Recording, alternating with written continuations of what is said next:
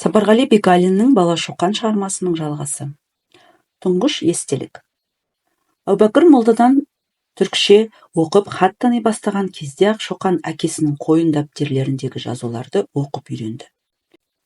Бірде ол сыртында Орынбай айтуынан «Ер көкше жыры» деген жазу дастанды оқыды. Осыны оқығаннан кейін оның ойына анадағы Арыстан ақын жырлаған Қозы көрпеш жырының бір шумағы түсті. Қарабай Сарыбаймен аңға шықты, екі бай атанды деп даңға шықты. Екі бай бір жапанда келе жатса, алдынан буаз марал аңға шықты деген бір шумақ жырды ойына жаттап қалған. Өзінің жазу дәптеріне соны көшіріп, аяқ жағынан Арыстан ақынның бейнесін, сонда айтылған Қарқаралы тауын, Аягөз өзенінің, ондағы Қозы көрпеш бейітін жазып қойды. Бұл Шоқанның әке үлгісімен өзіне серік дәптер арнап, көңіліне ұнаған нәрсені жазып қою әдетіне жол салды. Әубәкір молда түркше, арабша кітаптар оқытса да, дін сабағын аса қадағалап, мүлгіген сопылыққа үгіттей бермеді. Баланың қандай нәрсеге бейімі бар, соны аңғарып, сол жағына көңіл бөлетін ұстаз еді. Әсіресе ол кісі парсы, араб ақындарының ғазалдарын, рубаянаттарын оқып Шоқанға мағынасын түсіндіретін. Шоқанның қиялшыл, алғыр ұғымдылығына қызығып, өзі білетін ақындардың шығармаларын сабақ ретінде оқыпты. Кейбір қысқа рубаяттарды жаттап, тілін жаттықтырды. Шығыс және келешек ғылым, білім өрісі өзі оқып, білім алған орыс мектебінде екенін біле тұрса да, балам шығыс әдебиеті мен тарихын хабардар болсын деп, Әубәкір молданы әдейілеп Орынбордан көшіріп алып келгенді. Алдымен балаларын ана тілінде сауаттандыруда ниеті болған.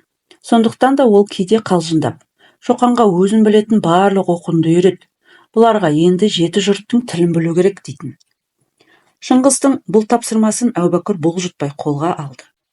Шыңғыстың атақты ақындары Әбілқасым Фирдаусидің Шахнамасын, Жәмидің Омар Хайямның рубаяттарын, Науайдың дастанын Әзербайжан ақындары Низами, Ғанжауи, Суллилардың шығармаларын таныстырды.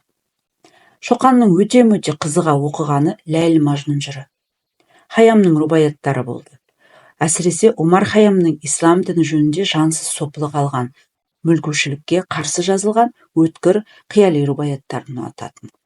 Бір күні Шоқан Айғаным әжесінің үйіне келді.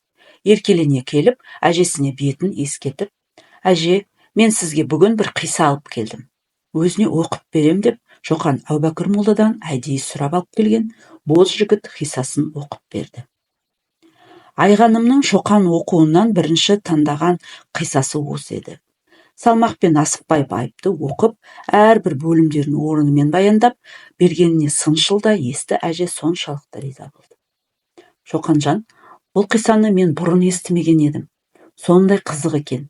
Біздің қазақ ақындары айтатын жырлар бұдан да қызықты деп Айғаным өзі әдеттегі әңгімешіл шебер тілмен Шоқанға ертарғын жылын әңгімелеп берді. Әже әңгімесінің ұзын өзегіндегі Шоқанға ең ұнағаны Ақжүністің жалғыз атты тарғынды сүйіп, соған еріп, елінен қашқан. Артынан қуып келе жатқан қарт қазаққа қызын тапқыр өз айтып тоқтатқаны болды. «Әже, бұл әңгімені маған неге бұрын айтпадыңыз?» деп Шоқан шұғыланнан сұрап. «Мен бұл жырды саған ұғынуға ертерек қой деп жүредім. Бүгін мына боз жігіт қисасын оқып бергеннен кейін мұндай үлкен жырды ұғатын болғанымды біліп отырмын. Тағы да ұзақ әңгімелерім бар, кейін айтам» деп Айғаным оның бетінен сүйді. Шоқанның әрбір жаңа кітапты оқыған сайын оқу құмарлығы өрши берді. Әубәкір молданың Орынборға кейін барып қайтқан жолы алып келген бір кішкене әңгіме кітабын оқып көруге Шоқан сондай құмартуда. Бірақ молда өзі оқы деп берген жоқ. Ал рұқсатсыз алып оқуға әдеп сақтап жүр. Бір күні молданың үлкен қызы жаңа жүгірген Кәкима сол кішкене кітапты қолына ұстап оқыған кісі болып отырды. Шоқан кішкене ғана саршұнақ қыздың тілін қызық көретін.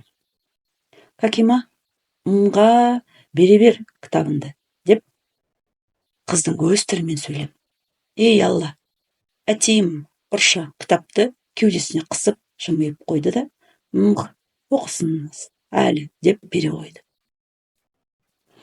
Бұл Ибрагим әл-Юнустың жігітке 70 түрлі өнер аз деген хикая кітабы екен.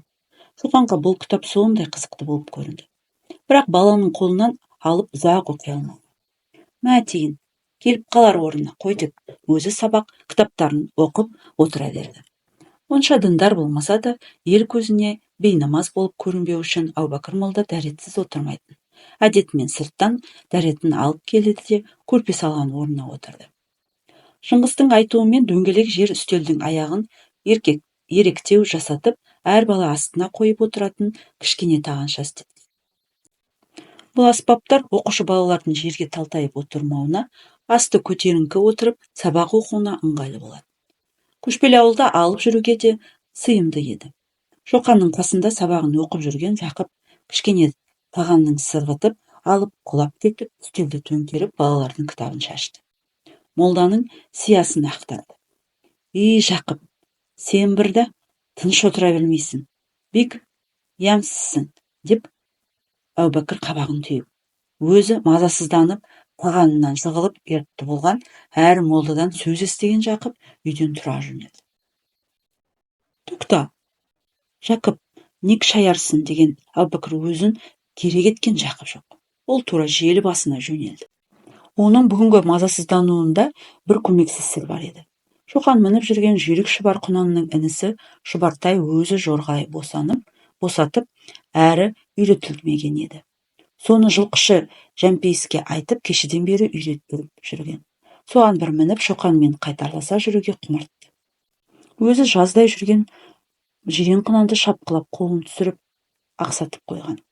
Ендігі ойы ат жаналау. Сондықтан оған қазір сылтау тауып, желі басына кету керек болғанды. Келесі жұмада ауылдар көтеріліп, бір үлкен асқа жүрмек. Сол асқа жаңадан үйретілген жолбарыстай Шұбар су төгілмейтін жорға таймен хан баласы киетін қарқаралы бөркін киіп бір сәнденбек. Жақыптың өр кеуде бәсеке құмар, оржар мінездерін білетін Жәмпейіс, мына Шұбартай тек жорға ғана емес, жел жетпес жүйрік болады деп, онан сайын желіктіріп қойған. Бұдан бұрын да Жақыптың Әубәкір молдаға бағынып сабақ оқымай жүргенін Шыңғыс білетін. Бірақ еркелік етіп жүр ғой, басқа балаларды көріп оқып кетеді деп сенетін. Бұл күні кешке дөң басына шығып отырыста Әубәкір, ен Шыңғыс, балалардың оқуы қалай? Мына күзекке қонғалы салақсып кеткен жоқ па? Деп сұрап қалды. Біз әлі салақланбадық. Тек Жақып шул сабаққа отырмай, аны ұршы болмайды деп Шыңғысқа баласының жайын алғашқы рет хабарлады. Ол тентек өзі, тентек. Сіз оны мақтап алдысаңыз бәрін істейді. Зексеңіз ерегісіп кетеді деп Шыңғыс молдаға әдіс айтты. Бірақ Жақып сол күннен бастап оқуға бармай қойды. Бұл күзде қағаз бетіне қарамай кетті. Сол бір әдіретте казачий ставкіден хабар келіп, Шыңғыс сонындағы бір жұмыс жөніне жүріп кетті. Әлгі Жәмпейіске үйреттіріп алған Шұбартай, ол айтқандай су төгілмейтін жорға да жел жетпес жүйрікте болып шықпады. Қитындаған жол жорғасы әрі жайсыз, әрі бұзылмалы болды. Ал шапса көрінген тайдан қалып қояды. Сонымен Жақыптың Шоқанмен бәсекелесе мінген Шұбартайы ойдағыдай болмай шықты.